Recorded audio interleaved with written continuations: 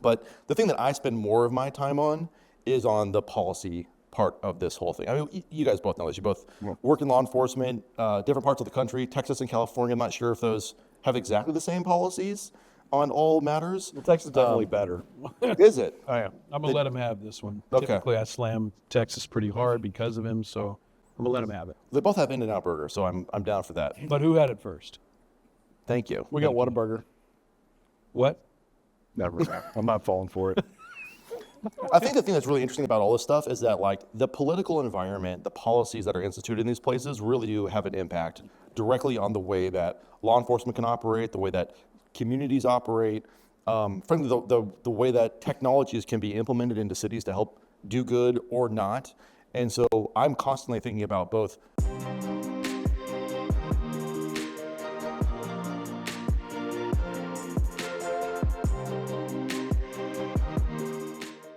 Hello, Dalton. Oh, cheers. Hello, Cheers. Jamie. I have some juice from church Yes. for myself. This week's episode is with Josh Thomas. Hey, Josh. Fellow here. So, again, as I always say, for our vast audience that we have, would you mind introducing who you are, what you're doing here, and why we're going to talk about the 4 Ps? The 4 Ps that we're going to discuss today. The 4 Ps. Yeah, let's do it. So Josh Thomas, I run policy, communications, and a couple other things at Flock.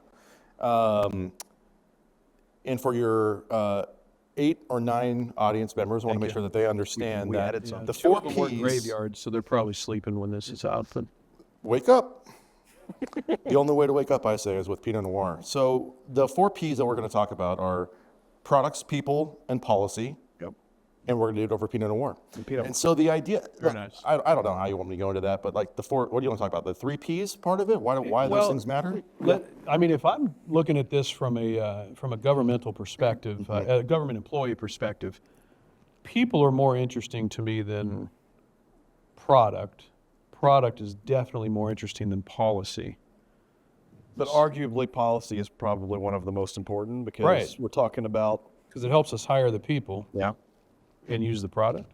Are we on the right page here? Well, I mean, I think you're dancing around some of the right words.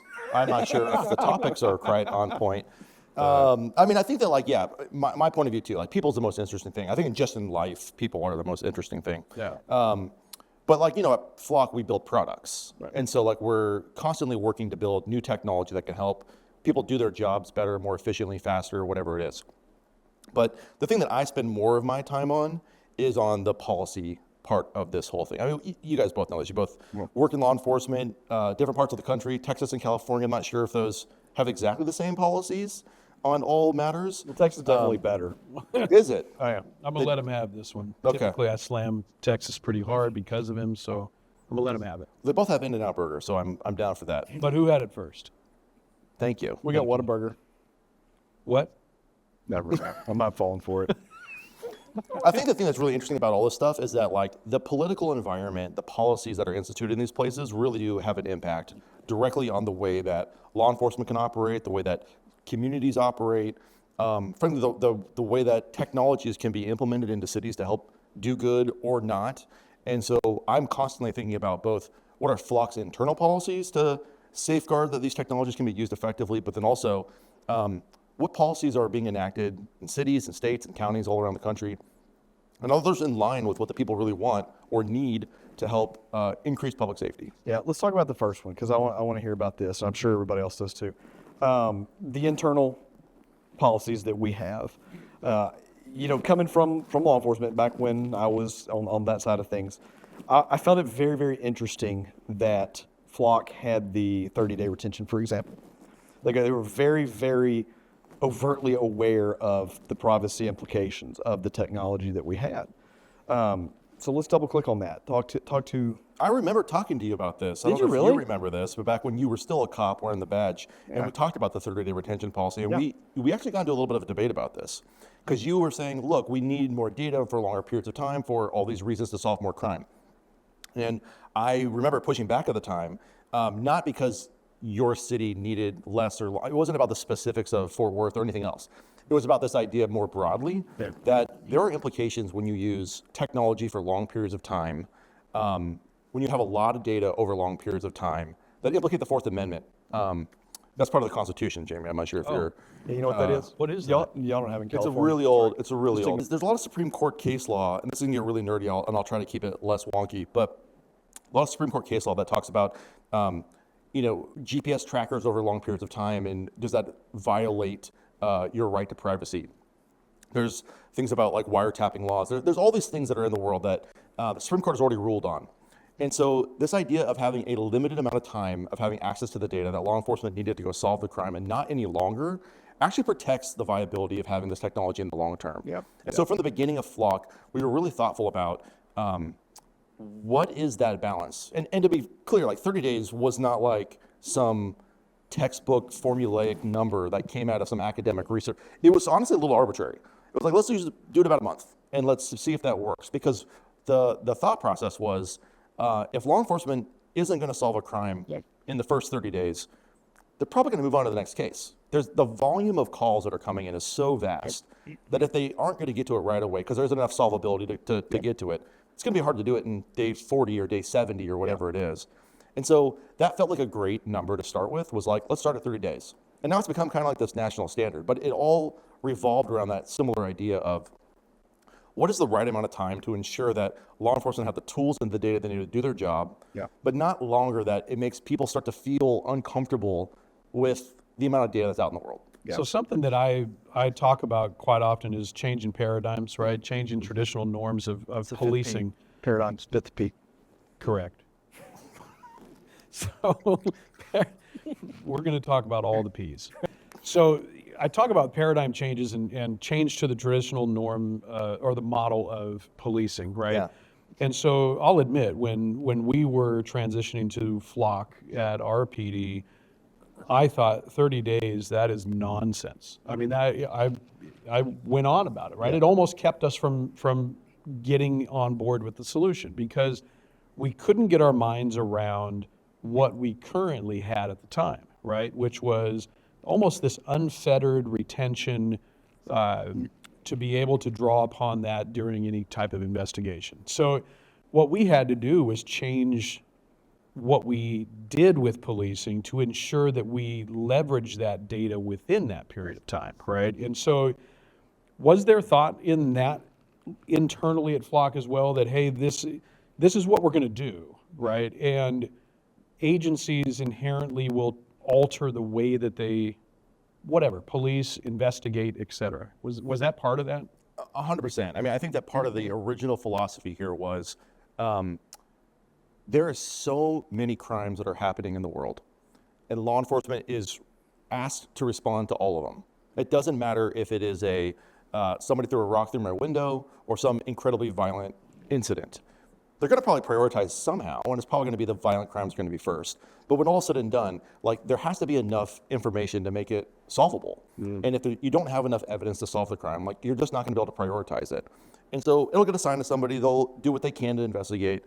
But the thought process also went to, because more and more cases are going to keep coming in, like the ones that have very little ability to be solved, they're just going to always be put on the back burner. Yeah. And so when you have a cold case from a rock being thrown through a window from 200 days ago, like having the data for that case, are you ever going to be able to get back to it in time? It just felt like what we heard from customers was that the likelihood is just not really. Now, that's not to say that there isn't a time and place for that. In fact, Flock has actually amended our policy on this issue. It originally was, it's 30 days, but there are many cases where that just doesn't make sense for a community. And so we actually changed that and said, well, what do the local laws say? What does a democratically elected governing body say on this matter? Flock's not going to supersede that. So if there's an ordinance or a law or something that says we need to keep this data for a year, 5 years, whatever it is, like we're going to honor the law. In fact, what we did at Flock was we actually wrote an ethical creed document. This is really nerdy, but internally for our teams, I was like, we need to have how do we make decisions on these types of issues, which is we maybe have our own biases, right? I grew up like you, maybe, I don't know if you grew up there, but in California, and you just have your own biases. Texas, there's different biases. Like if you're in Florida or New York or whatever it is. Plenty of biases from Texas. Are there? According to Shots Dalton. fired. Yeah. according to Dalton. I don't know all those biases, but I know that they exist. If you say it, Jamie, it I'm must only be biased true. towards Californians. But continue. Please. The point just being that like we all come with our own whatever thought process, and like it shouldn't be that because I think that it's true that it's good for everybody. This is why we have a democratically elected governing bodies. The majority of people have come together and they decided we believe these rules are best for our community.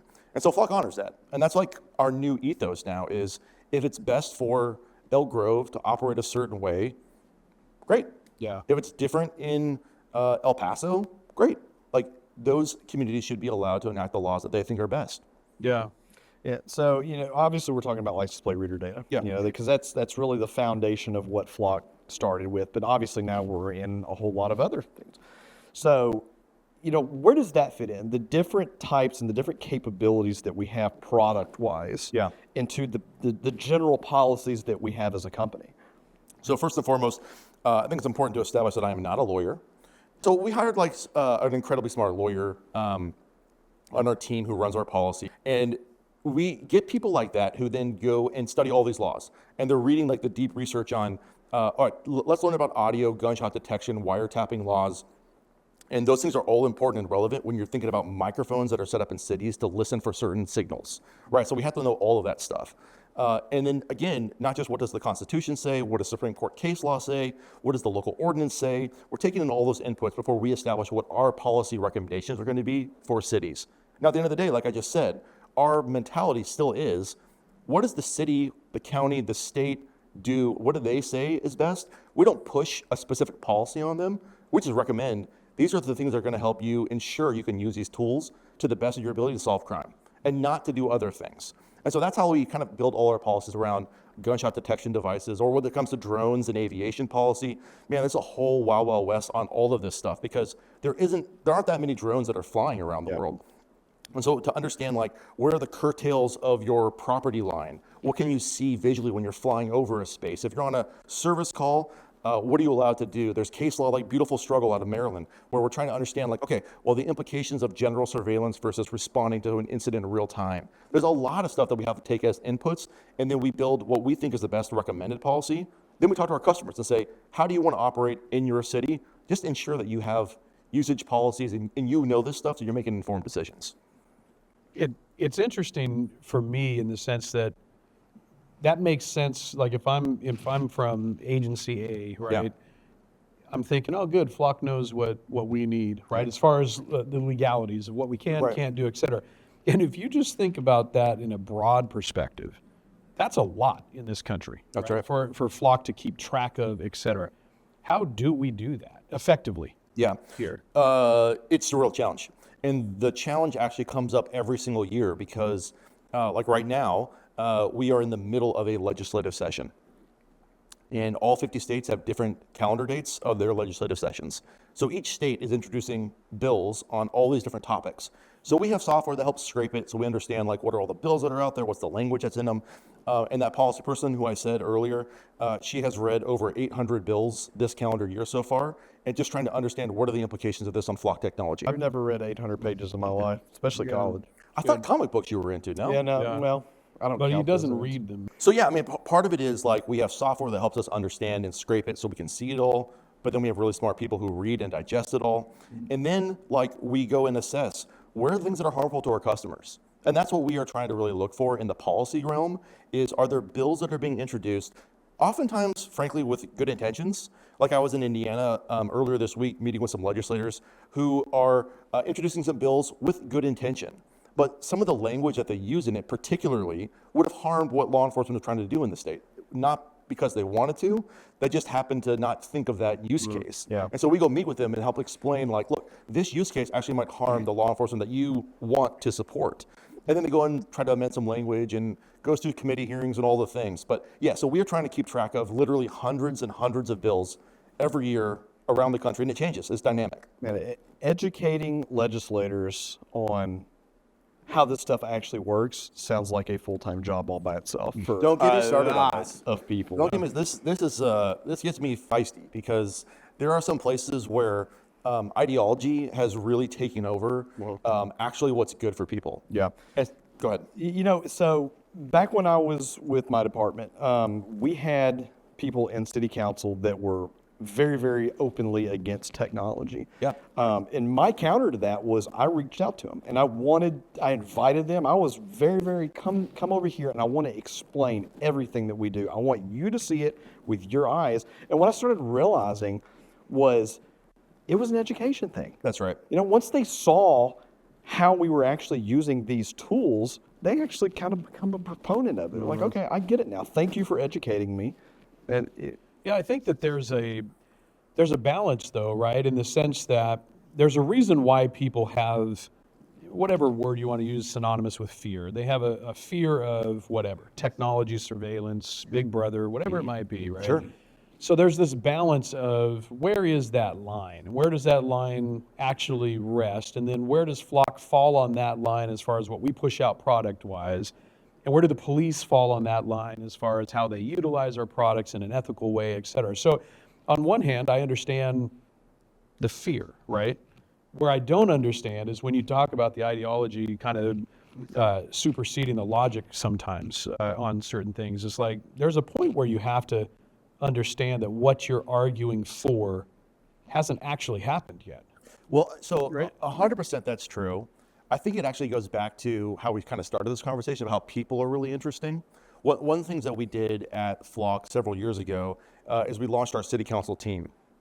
And the way we did it is what you said, Dalton, which was we noticed our salespeople were really good at understanding the chief of police, the use cases for law enforcement, how do we use technology to solve crime.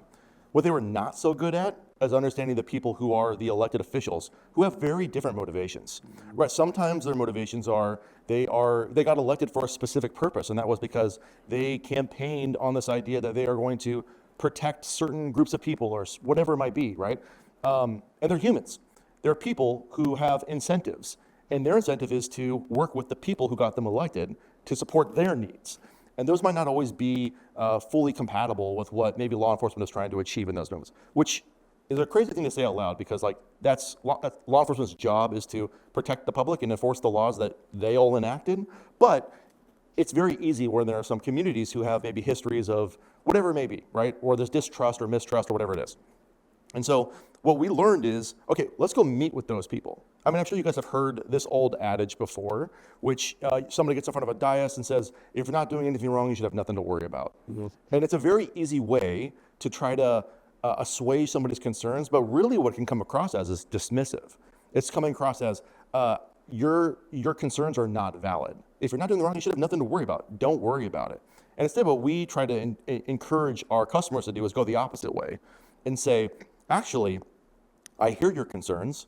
Here's what we want to do to mitigate the risk of that actually coming true. So the point you made, Jamie, are these fears of things that are actually true?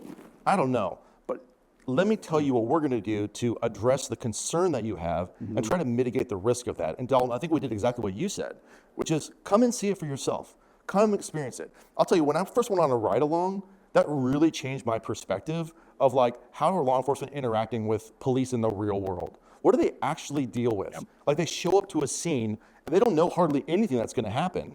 And like, who knows what's on the other side of this call? Could be a person with a weapon, could be something incredibly dangerous. There's all kinds of things. And we just let that happen all day long. And then we have our own assumptions about what motivates the cop to go do the whatever. And it's like, you should actually step for a moment in their shoes and see what that's like. Yep. And then see how technology can help them or maybe where the risks lie. And then what is incumbent upon technology companies to put into the product to mitigate the risk of those bad outcomes from occurring. There's a lot of things we can do on that. But I think the important part of that is understanding the people, what are their incentives, and how do I go meet them directly where they're at, not dismiss their concerns, instead lean into it. And one of the things that I'm really, really proud of is that Flock, we have built this team that goes and meets with city councils. We met with over 1,000 city councils at this point. I have personally sat in literally hundreds of city council meetings for hours and hours. I went to the longest one ever, Oakland, California. It was a 6-hour city council meeting. And sounds miserable, by the way. I would need Let me tell you, meals nothing doing against that. the city council people. That's just and also, like, I love Oakland. Look, I'm from the Bay Area originally. The Oakland A's, man, I wish they were staying there. But anyway, like, going to a 6-hour long meeting and having our item on the docket be in the last 15 minutes, It's an exhausting experience. And then to have the debate happen there, that's actually not where the real debate happens.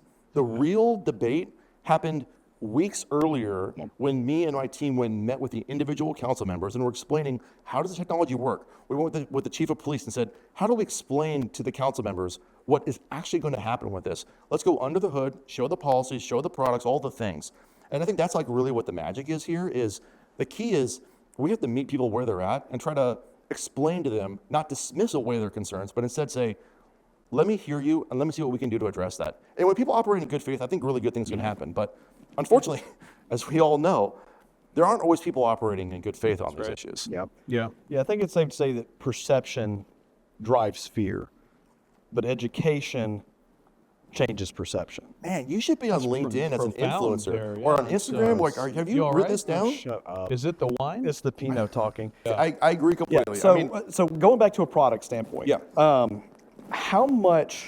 Because this is something I've talked to other people in the company about. Yeah. You know, as we become bigger and bigger and bigger, because and we are. Yeah. You know, there's a lot of cities out there buying flock, and we're having a major impact on crime.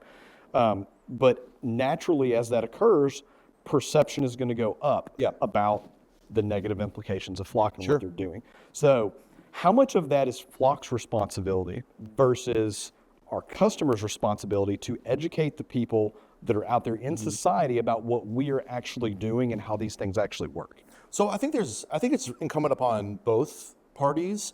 I know that's a cop-out answer to say, like, you know, both sides on whenever there's a thing. But here's the reality. I think that cops have, unfortunately, for years, shied away from the media because they have been so grossly misportrayed by them. I think that what we have seen is there are incentives in the media to get people to read articles. And the way you do that is by having a great clickbait headline. And the clickbait is going to be, let me show you the worst thing that I could possibly think of, and let me frame it in the worst possible way. And then let me put a cop on a microphone and then take the worst moment of his life on the worst day maybe that he ever experienced and try to sound clip him. And I think that's just an unfair thing. And so because of that, I think that understandably, a lot of cops have been like, I don't want to deal in telling this narrative in that way because I'm going to be unfairly treated. So I do think that there's an opportunity for vendors and companies like us to come in and help fight back on that.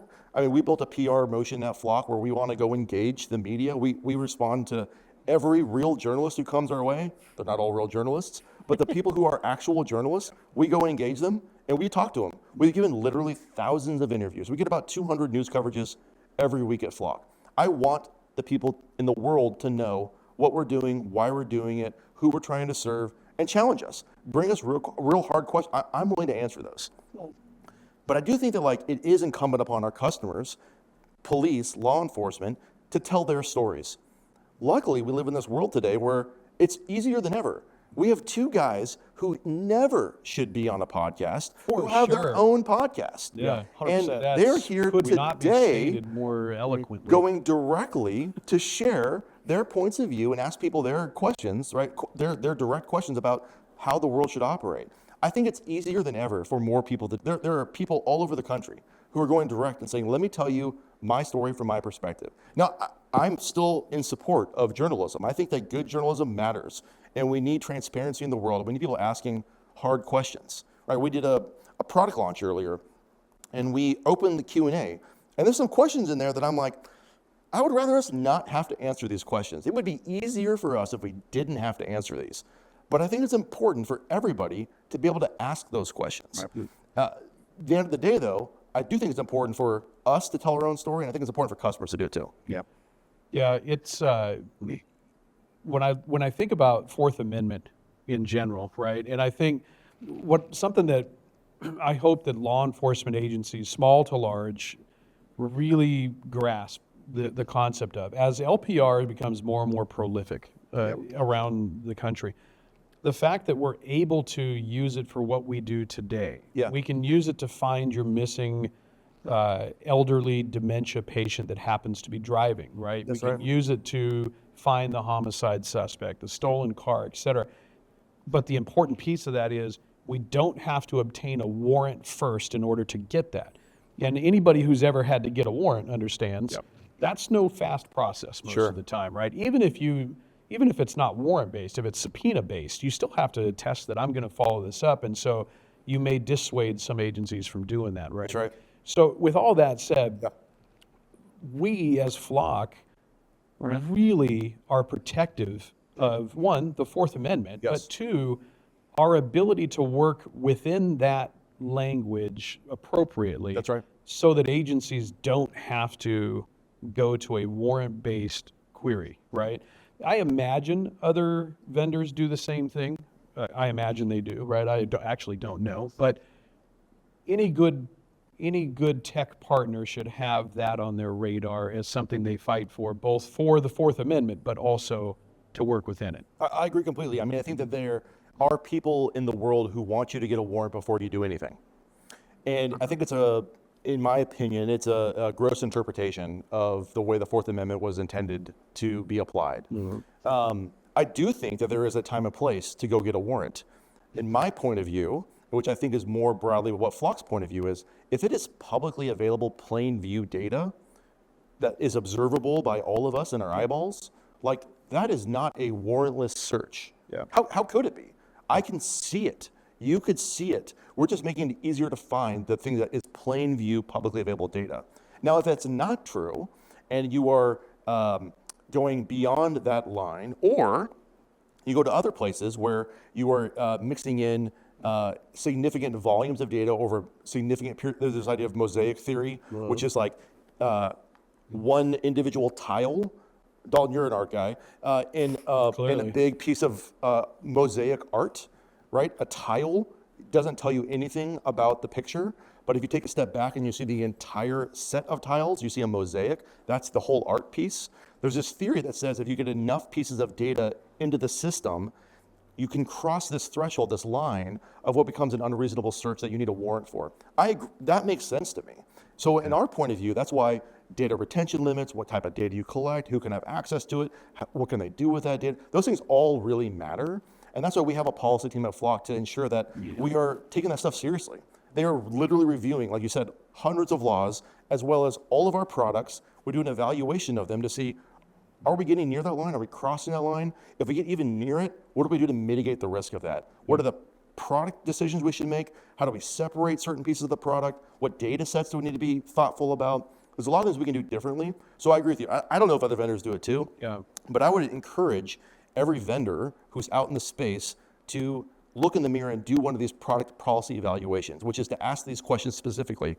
When it comes to the Fourth Amendment, what is the right steps to take to ensure that we are operating in a way that protects our civil liberties?